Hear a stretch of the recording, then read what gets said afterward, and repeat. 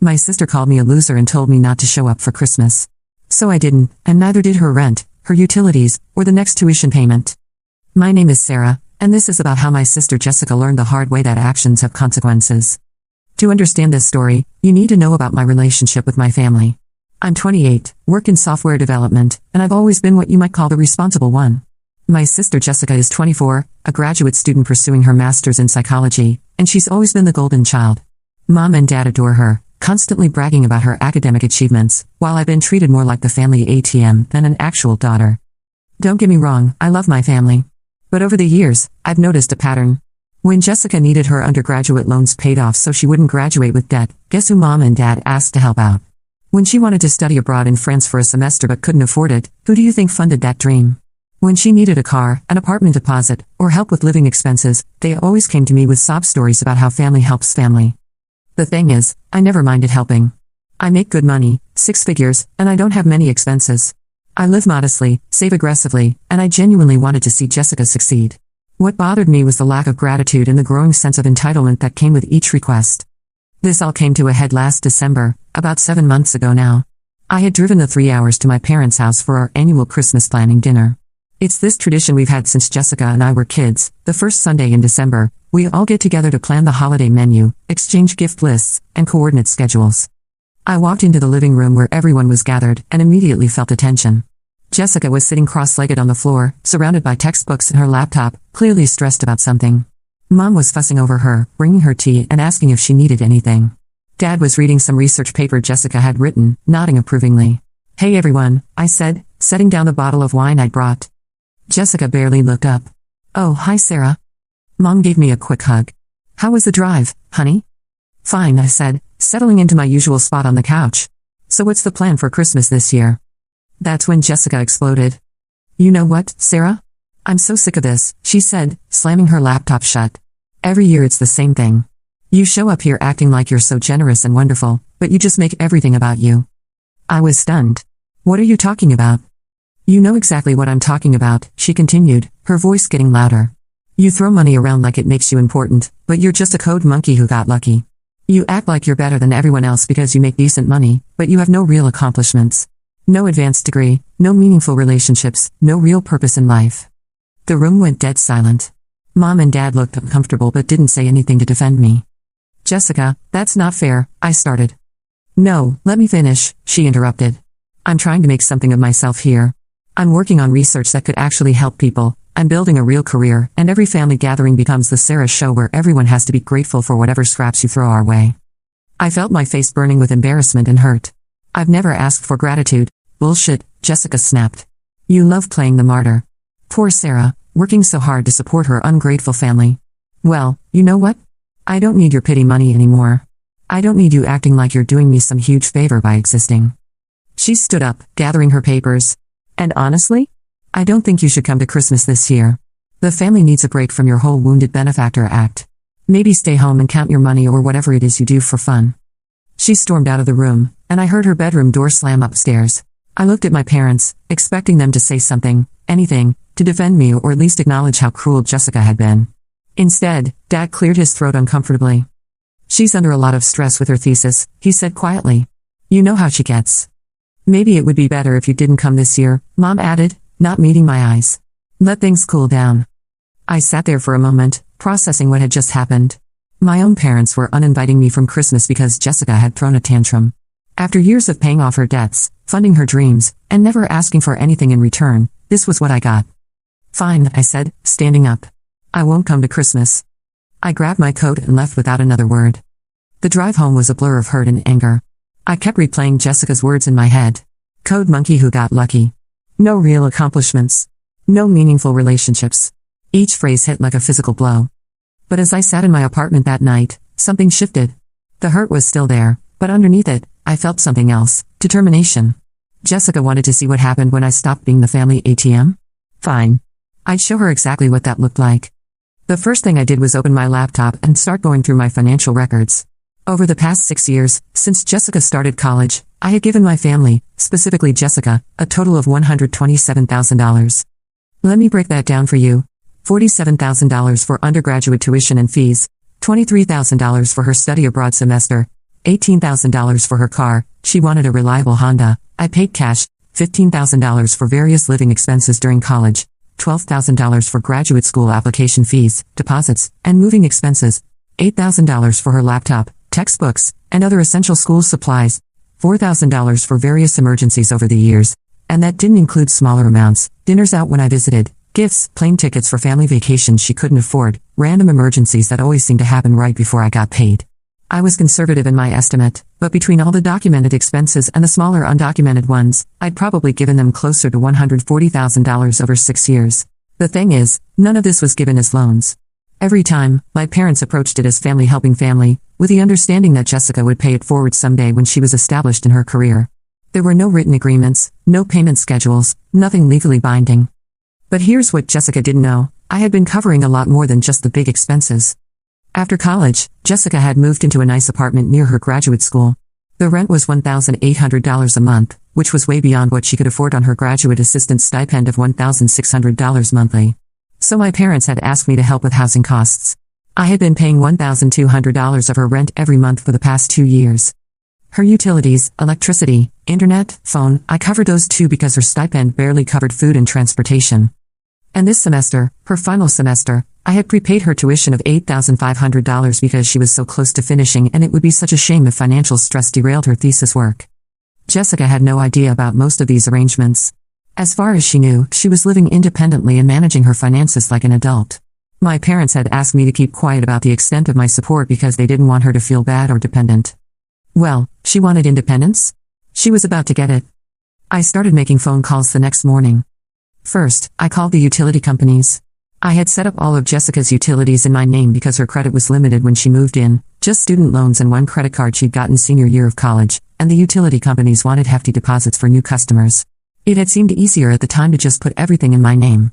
I gave them each 30 days notice for service disconnection. Next, I called her internet provider. Same deal, 30 days notice. Then I called her landlord, Mr. Peterson. This was the trickiest conversation because I didn't want to get Jessica in legal trouble, but I also wasn't going to keep paying her rent. Hi Mr. Peterson, this is Sarah Chen. I've been helping with the rent payments for apartment 4B. Oh yes, Sarah. How are you? Jessica is such a lovely tenant. I'm well, thank you.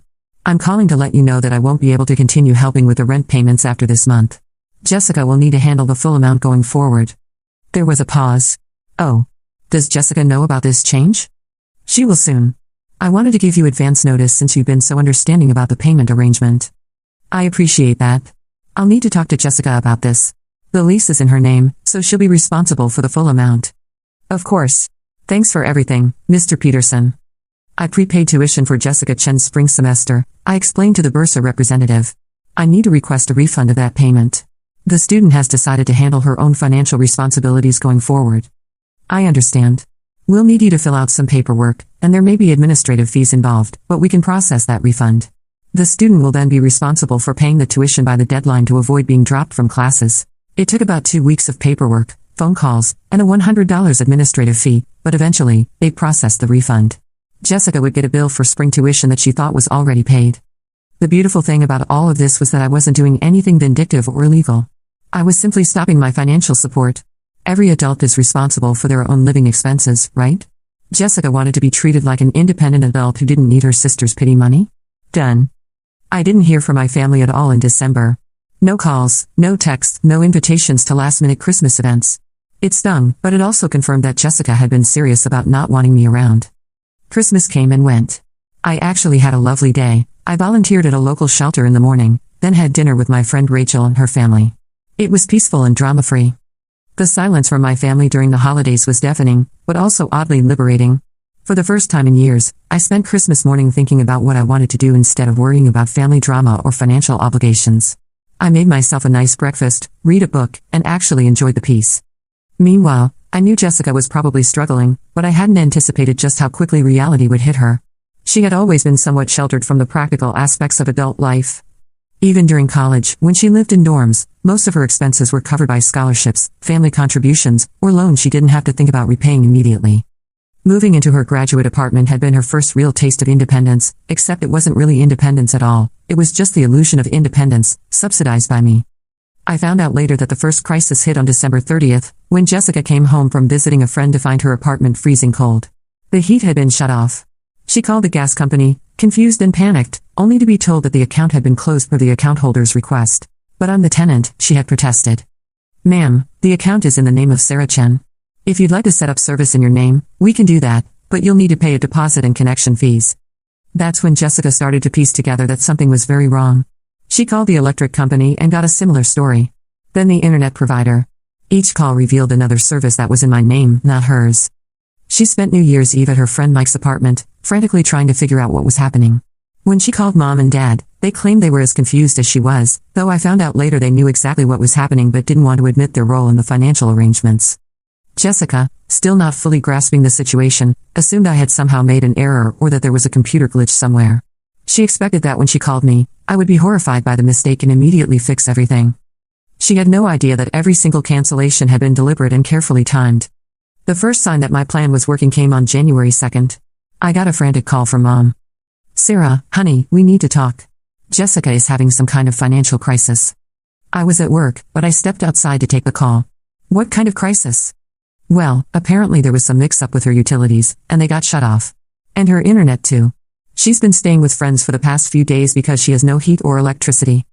That's terrible, I said, keeping my voice neutral. Has she called the utility companies to sort it out? She did, but they're saying the account was closed deliberately. She's so confused and stressed. You know how she gets with administrative stuff. I almost laughed. Jessica was pursuing a graduate degree in psychology, writing a thesis on cognitive behavioral therapy, but she got confused by utility bills? I'm sure she'll figure it out, I said. She's a smart, capable adult. Sarah. Mom's voice took on that familiar pleading tone. I know things were tense at Christmas, but Jessica is really struggling. Could you maybe help her sort this out? You're so good with this kind of thing. Mom, Jessica made it very clear that she doesn't want my help anymore. She said she doesn't need my pity money and that I should stop acting like a martyr. I'm just respecting her wishes. She didn't mean it like that. She absolutely meant it like that. She told me not to come to Christmas, and you and Dad agreed. So I'm giving everyone what they wanted, space from me and my money. There was a long silence. Sarah, please. She's your sister. Yes, she is. And when she's ready to apologize for what she said and how she treated me, we can talk. Until then, I'm sure she'll manage just fine. She's got her stipend and her natural independence. I hung up and went back to work. The next few days were oddly peaceful. For the first time in years, I wasn't fielding calls about Jessica's latest financial emergency or listening to my parents stress about how to help her. My phone stayed blissfully quiet, and I found myself actually enjoying the silence. But I'd be lying if I said I wasn't curious about what was happening. I found myself checking Jessica's social media more often than I cared to admit. Her Instagram stories went from cheerful posts about thesis progress to radio silence. Her last Facebook post was from December 28th, a generic hope everyone had a great holiday.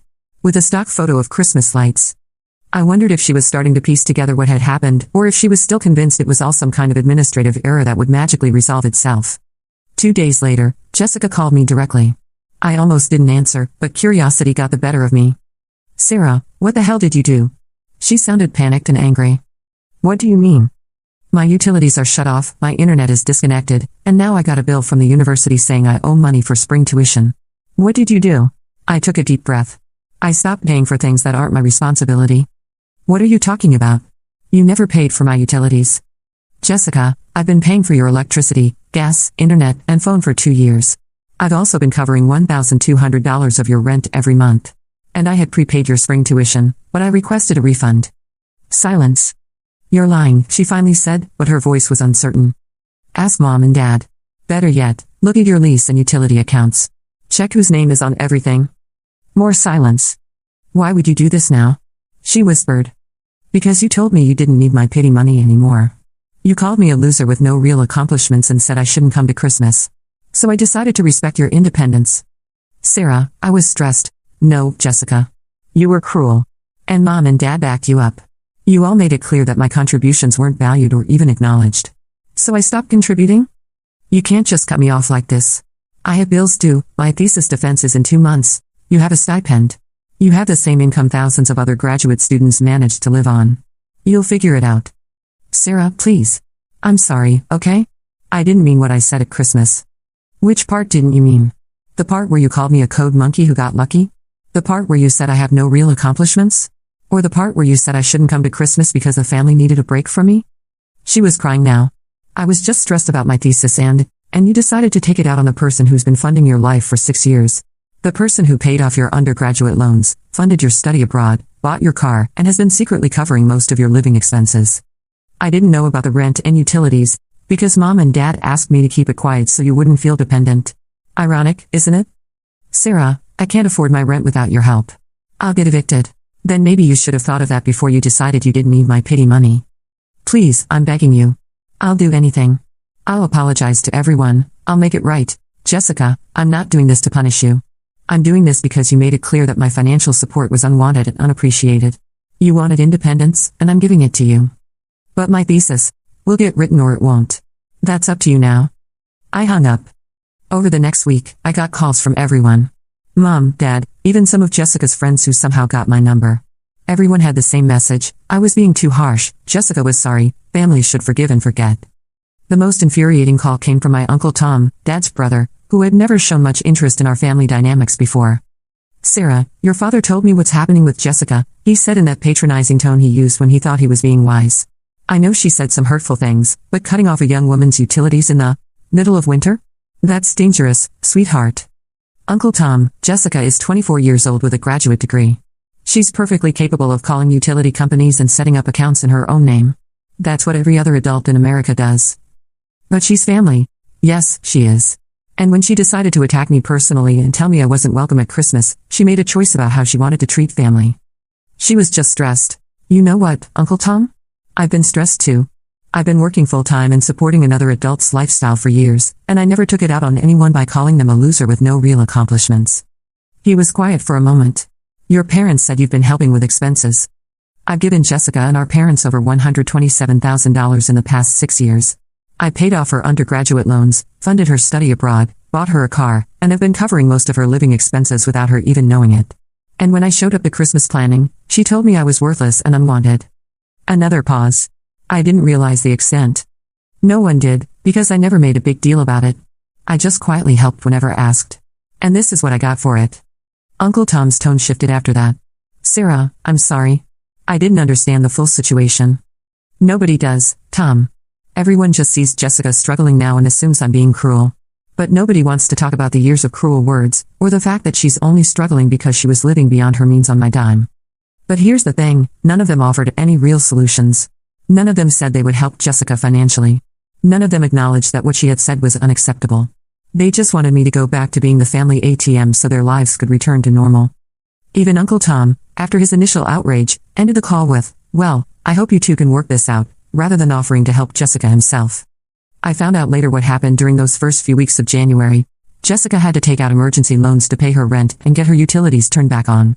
She borrowed money from friends for groceries and gas. She applied for additional student aid, but the spring semester had already started, so her options were limited. The process was humiliating for her in ways I hadn't anticipated. She had to call her landlord and explain that she couldn't make the full rent payment, something she'd never had to do before. She had to ask friends for small loans, admitting that she was in financial trouble. She had to sit in the financial aid office at her university, filling out emergency assistance forms like a freshman who'd run out of meal plan money. For someone who had always prided herself on being independent and together, these conversations were devastating to her self-image. Later, she told me that she'd cried in her car after almost every one of these interactions, not just from stress but from the shame of realizing how unprepared she was for basic adult responsibilities. She also had to get a part-time job tutoring undergraduate students, which cut into her thesis writing time significantly. Most importantly, she had to have some very uncomfortable conversations with our parents about money. Turns out, they had been hiding the extent of my financial contributions from Jessica, but they had also been exaggerating their own financial struggles to me. Mom and Dad weren't broke. They had retirement savings, they owned their house outright, and Dad still worked part-time as a consultant. They could have helped Jessica themselves, they just preferred using my money instead of their own. When Jessica realized this, she was furious with all of us. She felt manipulated by our parents and betrayed by me. In her mind, I had been secretly controlling her life, making her dependent without her knowledge. From my perspective, I had been generous to a fault, and my family had taken advantage of that generosity while treating me like an ATM rather than a person. The real turning point came in February. Jessica's thesis advisor, Dr. Martinez, called me out of the blue. Is this Sarah Chen, Jessica's sister? Yes, how can I help you? I'm calling because Jessica mentioned that she's been having some financial difficulties that are affecting her academic work. She said there was a family situation.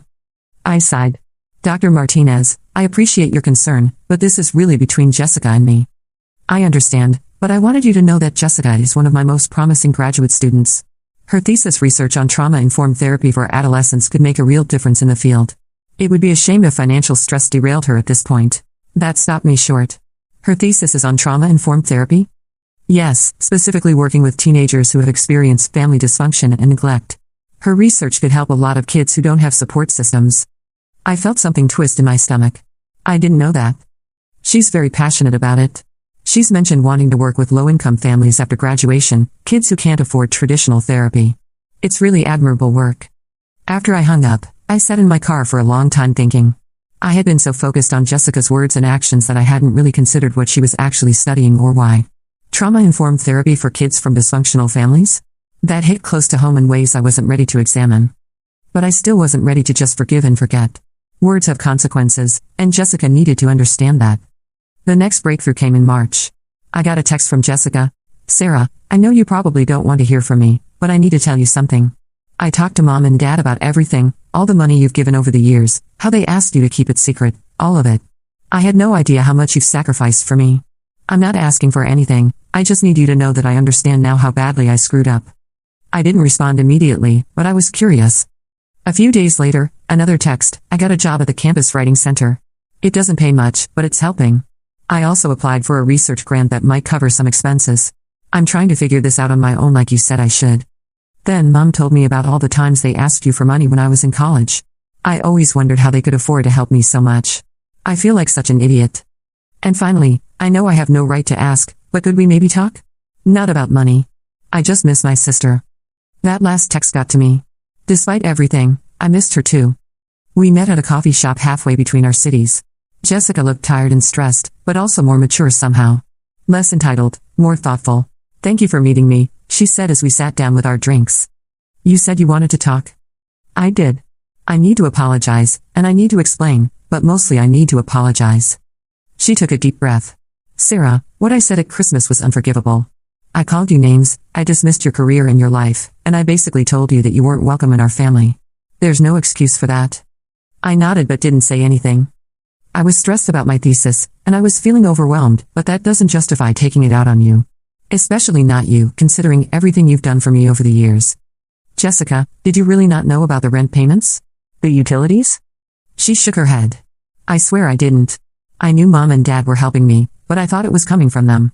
When you told me you'd been paying for everything, I called them to ask why they'd hidden it from me. What did they say? They said they didn't want me to feel guilty or dependent, and they thought it would be easier if I just focused on school. But Sarah, they also admitted that they'd been exaggerating their financial situation to you. They're not broke. They could have helped me themselves. That confirmed what I had suspected. Why didn't they? Because it was easier to ask you. You never said no, you never made them feel guilty about it, and it didn't affect their lifestyle at all. We sat in silence for a moment. I'm so angry at them, Jessica continued. But I'm angrier at myself. Even if I didn't know the details, I knew I was getting help from somewhere. I should have asked more questions. I should have been more grateful. I should have treated you better. Yes, you should have. I know. And I know saying sorry doesn't fix anything. You trusted me and our parents, and we all let you down in different ways. Jessica, it wasn't just about the money. It was about respect. You made me feel like I was worthless, like my only value to the family was as a source of funding. She started crying. That's not true. That's not how I see you at all. Then why did you say those things? Because I was jealous, she whispered. I was jealous of your independence, your success, your ability to just handle things without falling apart. I felt like such a failure next to you, and instead of dealing with those feelings, I lashed out. This was not what I had expected to hear. Jessica, you're getting a master's degree in psychology. You're doing research that could help people. How does that make you a failure? Because I'm 24 years old and I can't even pay my own rent. Because I've been living in this bubble where everything was taken care of for me, and I didn't even realize it. Because you've been supporting me for years, and instead of being grateful, I resented you for being more successful. I felt my anger starting to soften, but I wasn't ready to let go of it completely. So what happens now? I asked. I don't know. I hope someday you can forgive me, but I understand if you can't. I hope we can rebuild our relationship, but I know that's up to you. What I can tell you is that I'm not going to ask you for money anymore, and I'm not going to let Mom and Dad do it either. What do you mean? I told them that if they want to help me financially, it needs to come from them, not from you. And any help needs to be transparent, no more secret arrangements or hidden subsidies. How are you managing? It's hard, she admitted. I'm working 20 hours a week, I had to move to a cheaper apartment, and I'm living on ramen and peanut butter sandwiches most days. But I'm managing. And honestly, it feels good to know that I'm actually supporting myself. What about your thesis? It's taking longer than I hoped because of the work schedule, but Dr. Martinez is being flexible. I might graduate a semester later than planned, but I'll graduate. We talked for another hour. Jessica told me more about her research, her career plans, and her growing understanding of how privileged and sheltered her life had been. I told her about my work, my friends, and how hurt I had been by the whole Christmas situation. It wasn't a complete reconciliation, but it was a start. Over the next few months, we rebuilt our relationship slowly.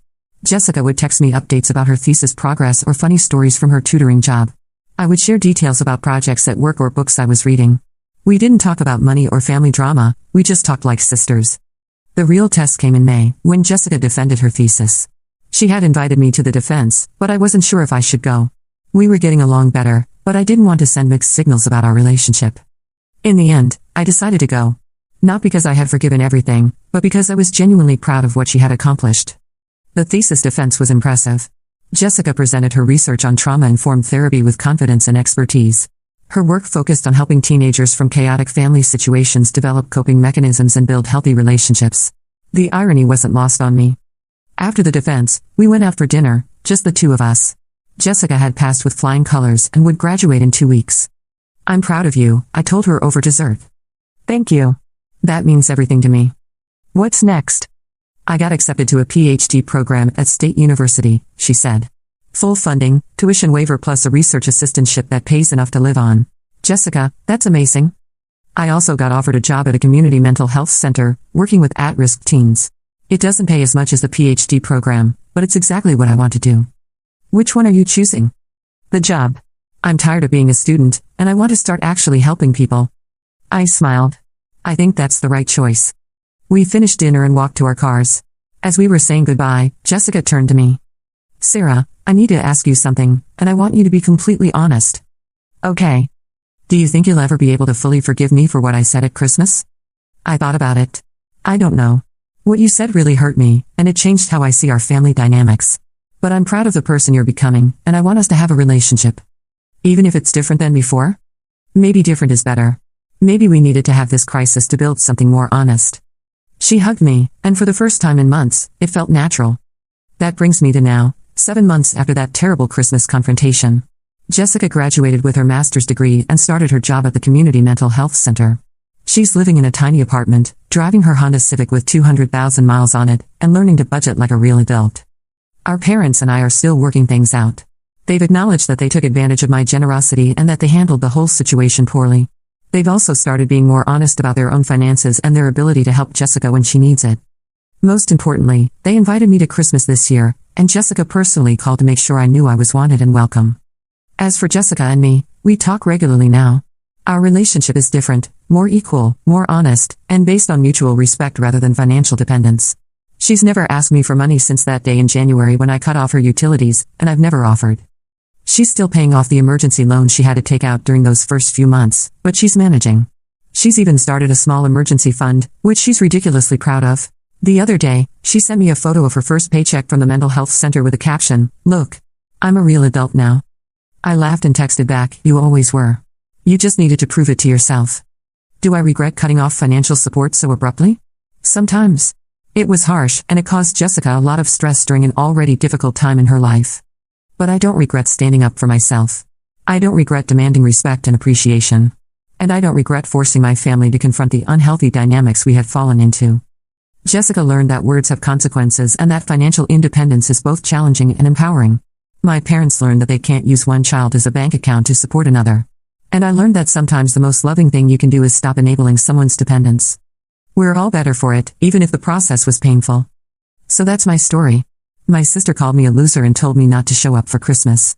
So I didn't, and neither did her rent, her utilities, or the next tuition payment. Sometimes the best revenge is just letting people experience the natural consequences of their choices.